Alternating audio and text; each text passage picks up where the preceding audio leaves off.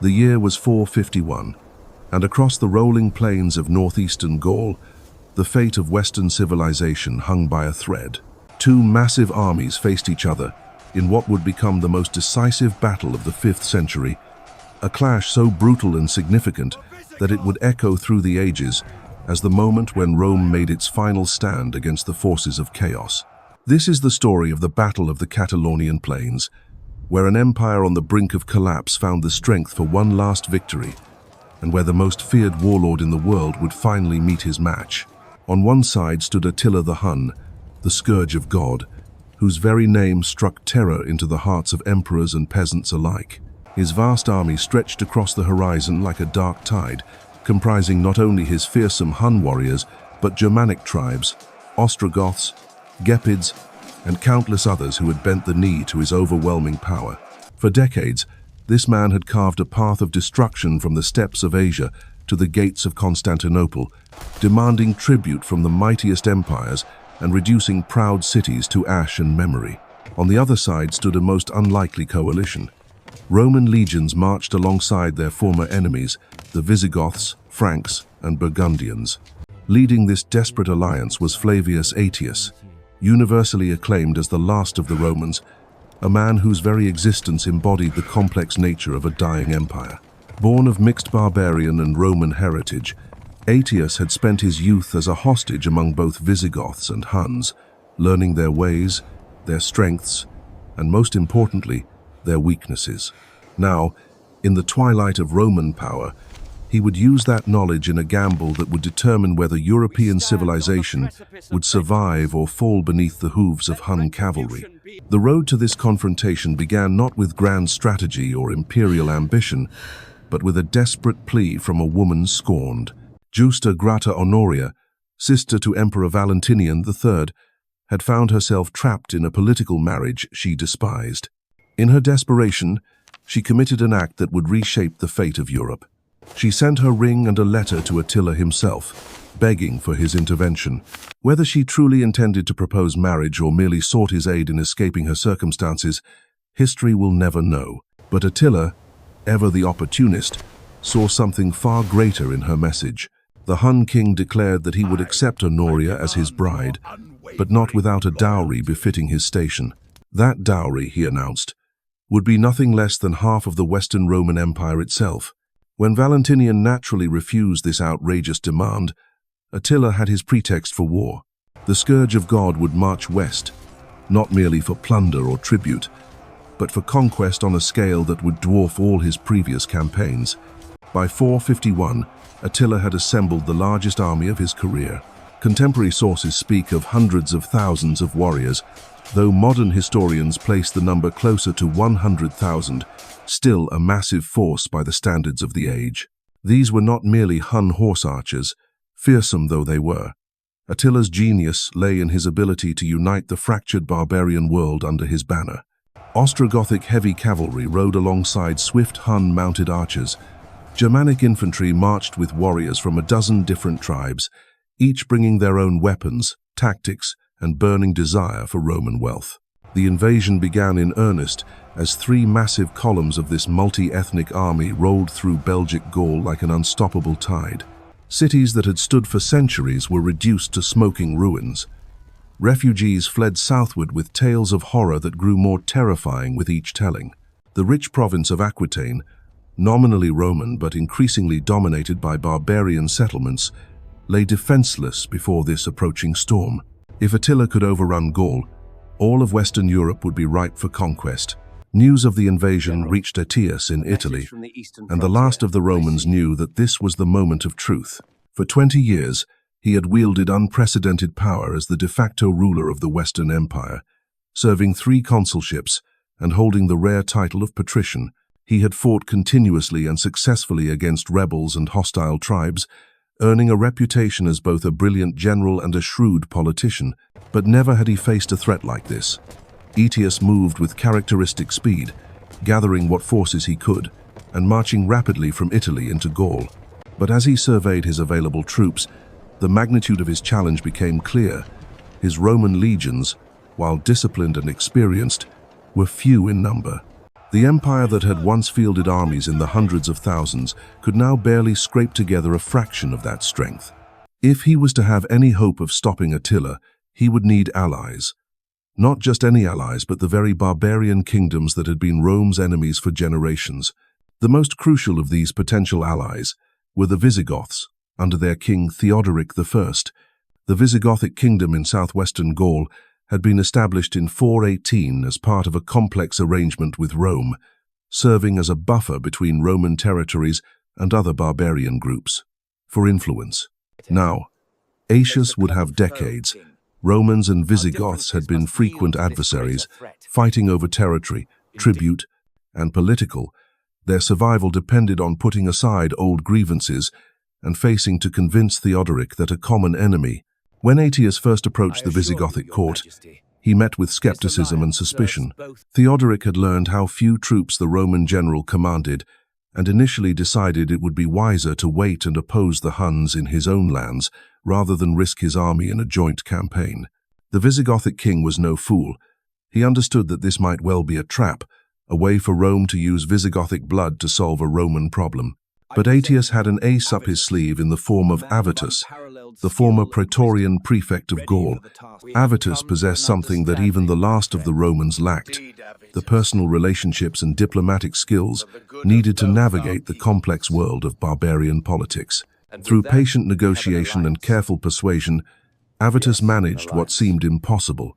He convinced Theodoric not only to join the Roman cause, but to bring with him a significant portion of the Visigothic military might. The transformation of this diplomatic breakthrough into military reality required extraordinary organizational skills. Aetius found himself commanding not a traditional Roman army, but a coalition unlike anything seen before in European warfare. Roman legions would fight alongside Visigothic heavy cavalry. Allan mounted archers would charge beside Frankish infantry and Burgundian warriors. Each contingent brought their own weapons, tactics, languages, and loyalties. Holding such a force together would require more than military genius. It would require the political acumen of a master statesman. Aetius demonstrated both his strategic brilliance and his understanding of coalition politics in how he arranged his diverse army. The potentially unreliable Alans were placed in the center, where they could be closely monitored by both Roman and Visigothic forces. The Romans took the left wing, where Aetius could personally command them and ensure their discipline. Most crucially, the formidable Visigoths under King Theodoric were positioned on the right wing, where their heavy cavalry could deliver the decisive blow that might win or lose the entire battle. Meanwhile, Attila's massive host continued its inexorable advance through Gaul, leaving devastation in its wake. The Hun king was confident in his overwhelming numerical superiority and the terror his name inspired. He had crushed every army that dared oppose him, extracted tribute from the mightiest empires, and built his reputation on an unbroken string of victories. What could this desperate coalition of Romans and their former enemies possibly do against the might of his united barbarian horde? The stage was set for a confrontation that would determine not just the fate of Gaul, but the future of European civilization itself. As June advanced toward its climax, the two great armies drew closer to their inevitable collision. The very earth seemed to tremble under the weight of so many marching feet, the thunder of countless hooves, and the rumble of supply wagons stretching beyond the horizon. Scouts from both sides ranged far across the countryside, bringing back reports that grew more urgent with each passing day. The clash that would shake the foundations of the known world was now mere days away. The landscape itself would play a crucial role in what was to unfold. The Catalaunian Plains, somewhere between the ancient cities of Troyes and Chalons-sur-Marne, presented a battlefield unlike any other. Rolling grasslands stretched toward distant hills, broken by streams and dotted with patches of woodland. Most significantly, a sharp ridge dominated the center of the plain, its slopes offering commanding views of the surrounding terrain. Both commanders immediately recognized that whoever controlled this high ground would hold a decisive advantage in the coming battle. Attila understood the stakes perfectly. This was no mere raid for plunder or tribute. Victory here would shatter the last organized resistance to his westward expansion and open the road to the Atlantic. The rich lands of Gaul, with their prosperous cities and fertile fields, would become the heart of a new Hun empire stretching from the Danube to the ocean. From there, he could turn his attention to the Italian peninsula and the great prize of Rome itself. The vision was intoxicating, a dream of dominion that would eclipse even the achievements of his predecessors. Yet Attila was also a pragmatist, a general who had survived and thrived through careful calculation as much as raw courage. He recognized that this coalition arrayed against him was different from the isolated enemies he had crushed in the past. These were seasoned warriors, led by commanders who understood both Roman discipline and barbarian ferocity. The battle would not be won through intimidation alone, but through superior tactics and unwavering determination. The Hun king made a fateful decision that would influence everything that followed. Rather than strike immediately upon encountering the enemy, he chose to delay the engagement until late in the afternoon. His reasoning was coldly practical. If his forces faced defeat, the approaching darkness would provide cover for a retreat. If they achieved victory, the setting sun would not matter. It was the calculation of a commander who had learned that even the mightiest army could face unexpected reverses. As the armies maneuvered for position on that fateful morning of June 20th, 451, the tension was almost unbearable. Soldiers on both sides checked their weapons for the 100th time, adjusted their armor, and offered prayers to whatever gods they served. The air itself seemed charged with anticipation, as if the very heavens were holding their breath before the storm. The first crucial engagement came not in the form of a massive battle, but in a race for the commanding ridge at the center of the plain. Hun cavalry, moving with their characteristic speed and precision, swept forward to seize the high ground. But they found their path blocked by Visigothic warriors under Prince Thorismund, son of King Theodoric. The young prince had inherited his father's courage and tactical brilliance, and he was determined that the enemy would not gain the advantage of height. The fighting for the ridge was vicious and desperate.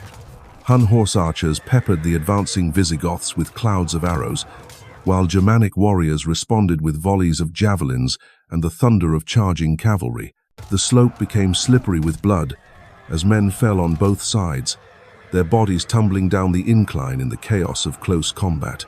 But gradually, through sheer determination and superior positioning, Thorismund's forces gained the upper hand. The Huns were driven back, leaving the vital high ground in Visigothic hands. This early success sent a surge of confidence through the coalition ranks. For too long, Attila's enemies had been intimidated by his reputation for invincibility. Now they had drawn first blood and proven that the Hun war machine could be stopped, could be hurt, could even be defeated. The psychological impact was immense, transforming nervous allies into determined warriors, ready to stake everything on the coming battle. Attila watched this reverse with calculating eyes. The loss of the ridge was significant, but not fatal. He still commanded the larger army, and his warriors had faced setbacks before, only to emerge victorious through courage and cunning. The real test would come when the full weight of his host crashed against the coalition line. Then they would see whether this unlikely alliance could hold together under the pressure of total war. As the sun reached its zenith and began its descent toward the western horizon, both armies completed their final preparations. Standards were raised, war cries echoed across the plain, and commanders made their last speeches to steel their men's resolve. The moment that would determine the fate of civilizations was at hand. King Theodoric, graying but still formidable in his war gear, rode among his Visigothic warriors with words of encouragement.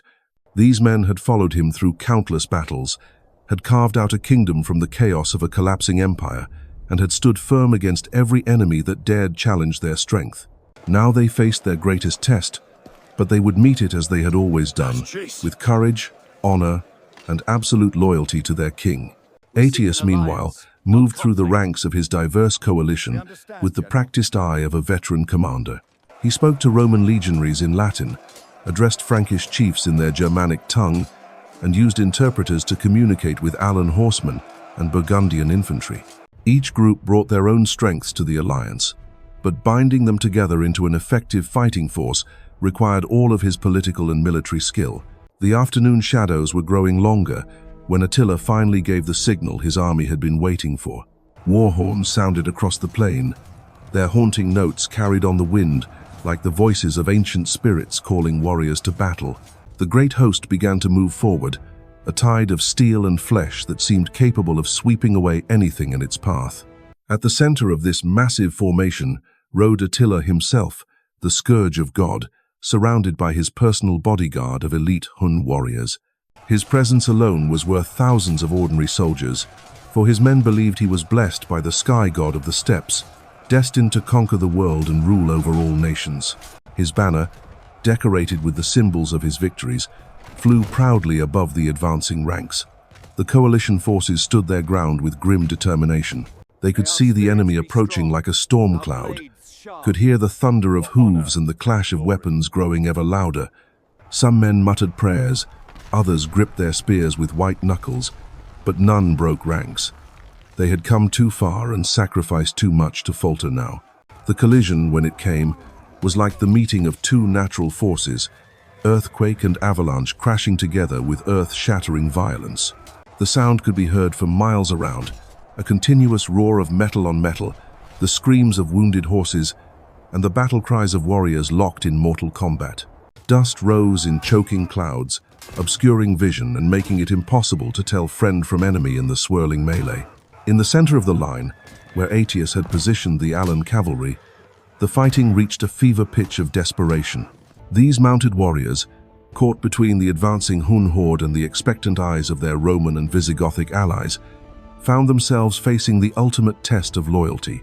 Many had served under Hun banners in previous campaigns, fighting for Attila's gold and glory. Now they rode against their former comrades, their arrows seeking targets among men who had once shared their campfires and their victories. The Alans fought with the fury of warriors who knew they had no choice but to prove themselves. Their composite bows sang deadly songs as volleys of arrows darkened the sky, while their cavalry charges struck like lightning against the Hun formations.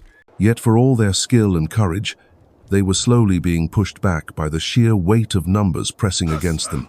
Attila had concentrated his finest troops against this weak point in the coalition line, sensing that if he could shatter the center, the entire enemy army would collapse into chaos. On the Roman left wing, Aetius commanded with the cool precision that had made him legendary. His legionaries, though few in number, represented the last flowering of Roman military discipline.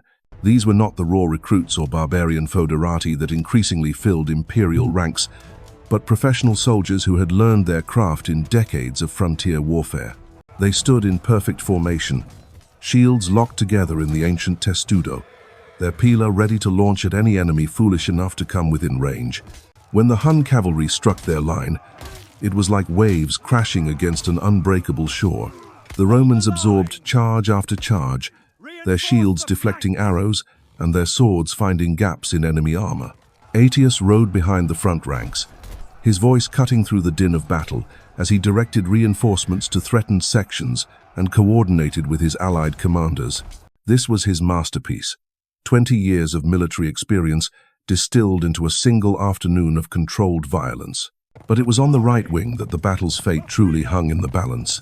King Theodoric led his Visigothic warriors with the passionate intensity that had made his people the terror of southern Gaul. These were not merely soldiers fighting for pay or conquest, but free men defending their homes, their families, and their way of life. They knew that defeat here would mean slavery or death, that their children would grow up under the boot of Hun oppression if they failed to hold the line. The Visigothic charge was a thing of terrible beauty. Heavy cavalry thundering across the plain with lances leveled and war cries echoing from 1,000 throats. They struck the Hun left wing with crushing force, their armored horses bowling over lighter mounted archers and their long spears piercing deep into enemy ranks. For a moment, it seemed as though they might break through entirely, carving a path of destruction that would roll up the entire Hun line. Yet Attila had not conquered half the known world by allowing single charges to determine his fate. Even as the Visigoths pressed their advantage, he was already responding with the fluid tactics that had made him legendary. Ostrogothic heavy cavalry, fighting under Hun banners, wheeled around to strike the Visigothic flank. Germanic infantry, veterans of countless battles, formed shield walls to blunt the enemy advance. The Hun war machine adapted and responded with mechanical precision. The fighting grew more brutal with each passing moment. Men slipped and fell on ground soaked with blood, their weapons torn from dying hands only to be snatched up by comrades who fought on over their corpses. Horses screamed and reared as spears found their flanks, throwing riders who were trampled underfoot by the advancing melee. The air itself seemed thick with death, choking dust mixed with the metallic scent of spilled blood and the acrid smoke of burning equipment. In the midst of this hellish chaos, King Theodoric continued to lead from the front, his sword rising and falling as he carved through enemy ranks. The Visigothic king was no longer young, his hair grey beneath his iron helm, and his movements perhaps not as swift as they had been in his youth. But his courage remained undiminished, and his presence alone was worth 1,000 ordinary warriors. Wherever Theodoric appeared, his men fought harder, stood firmer, and drove deeper into the enemy formation. Then came the moment that would define not just this battle, but the entire course of European history. As Theodoric pressed forward in pursuit of fleeing Huns, his horse stumbled on the corpse-strewn ground. The king was thrown from his saddle, landing hard among the trampled earth and scattered weapons. Before he could regain his feet, the press of battle swept over him. Some accounts say he was trampled by his own advancing cavalry, too caught up in the fury of pursuit to see their fallen leader. Others claim an Ostrogothic spear found its mark, piercing the king's armor at a joint where the metal plates met. The discovery of Theodoric's body should have broken Visigothic resistance entirely. Throughout the barbarian world, the death of a king in battle often meant the immediate collapse of his army, as warriors fled to protect their own lands and interests. But something extraordinary happened on the Catalaunian Plains.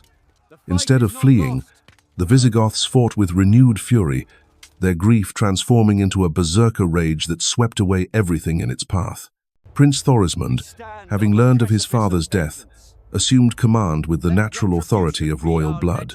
The young prince had inherited his father's tactical brilliance and his people's fierce pride, but he brought something else to the battle: the burning desire for vengeance that could turn ordinary men into legends. Under his leadership, the Visigoths launched a devastating counterattack that drove deep into the Hun center, threatening to split Attila's army in half. The Hun king found himself in an increasingly desperate position. His left wing was crumbling under Visigothic pressure, his center was being hammered by the reformed Allan cavalry, and even his right wing was making little progress against the disciplined Roman legions. For the first time in his career, Attila faced the very real possibility of complete defeat. The aura of invincibility that had carried him from the steppes to the gates of Constantinople was beginning to crack under the strain of sustained resistance. Yet Attila had not become the scourge of God through panic or hasty decisions. Even as his army wavered on the edge of collapse, he was already planning his next move. The Hun king ordered his forces to fall back toward their fortified camp, a massive circle of wagons that had been prepared for exactly this contingency. It was a fighting withdrawal, each step contested with desperate fury, but it was a withdrawal nonetheless. As darkness began to fall across the blood-soaked plain, the nature of the battle changed completely. What had been a massive clash of armies became a series of smaller, more vicious engagements as both sides struggled to maintain contact in the gathering gloom. The ridge that had been so hotly contested that morning became a no-man's land where scattered groups of warriors hunted each other through the shadows, guided more by sound than sight. Prince Thorismund, leading a pursuit of fleeing Huns, found himself separated from his main force in the confusion. The young Visigothic commander, his blood still running hot from battle and grief, pressed forward with only a small band of followers. In the darkness, with smoke and dust obscuring landmarks, it was easy to lose direction. When Thorismund finally called a halt to regroup, he discovered to his horror that he had somehow blundered into the Hun camp itself. Surrounded by enemies and far from help, the Visigothic prince faced a situation that would have meant certain death for most men. But Thorismund was no ordinary warrior. He was the son of a king, trained from childhood in the arts of war and leadership. More importantly, he carried with him the fury of a people who had just lost their beloved monarch. The prince and his men fought their way out of the enemy camp in a running battle that left dozens of Huns dead and added another layer to the growing legend of Visigothic courage. The night brought a strange quiet to the Catalaunian Plains, broken only by the groans of the wounded and the distant sounds of both armies regrouping. Attila's forces had reached the safety of their wagon circle, but they were trapped there like animals in a pen. The coalition army controlled the field, could deny the Huns access to water and forage, and had proven that the supposedly invincible enemy could indeed be beaten. For the first time in his career, the Scourge of God faced the prospect of siege rather than conquest. The dawn that broke over the Catalaunian Plains revealed a field transformed by blood and sacrifice. Where the day before had witnessed the clash of civilizations, now lay the aftermath of Rome's final victory. Attila the Hun, the Scourge of God whose name had terrorized emperors and peasants alike, found himself trapped within his circle of wagons, his aura of invincibility shattered forever. The coalition had achieved what seemed impossible, turning former enemies into brothers in arms and proving that even the mightiest conqueror could be stopped. Yet Aetius, in his wisdom, chose not to deliver the killing blow. Understanding that the complete destruction of Attila's forces would leave him vulnerable to his now powerful allies, he allowed the Hun king to retreat eastward. It was a decision born of political necessity rather than mercy, one that would echo through history as both brilliant strategy and missed opportunity. Within 3 years, both great commanders would be dead. Attila from a nosebleed on his wedding night, Aetius assassinated by the very emperor he had served so faithfully. The Battle of the Catalaunian Plains stands as more than just Rome's last great victory. It represents the moment when unity triumphed over chaos, when courage overcame overwhelming odds, and when the course of European civilization was decided by men willing to die for something greater than themselves. The fields of Gaul had witnessed the end of one age and the birth of another, forever remembered as the day Rome stood firm against the darkness and lit a torch that would burn for generations to come.